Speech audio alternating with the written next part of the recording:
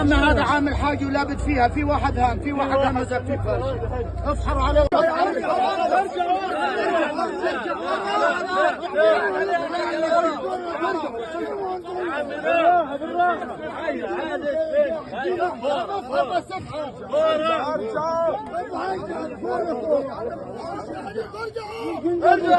F-16 هذا هو المشهد عن قرب دراجات الهوائية للأطفال. هذه هي حاجيات النازحين. الحمد لله على سلامتكم يا عم. الله يسلمك يا رب. هذا هو حجم الحدث من الطائرات الحربية بثلاث صواريخ غرب محافظة خان يونس. ما زال رجال الدفاع المدني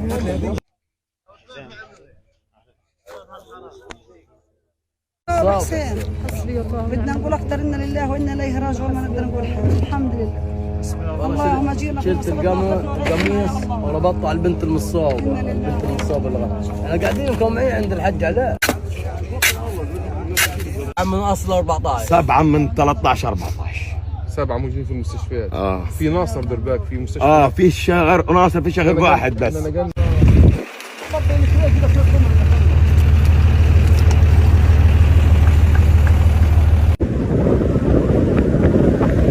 دمار كبير في هذا المكان، حفرة عميقة لا توصف في هذا المكان جراء استهدافها بأكثر من 5 صواريخ.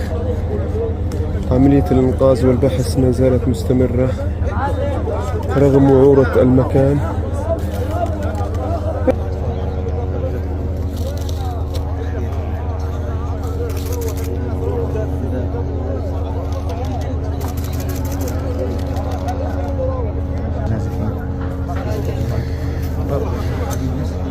عشرات الخيام تتوسط هذا مكان القصف كما نشاهد. رائحة البارود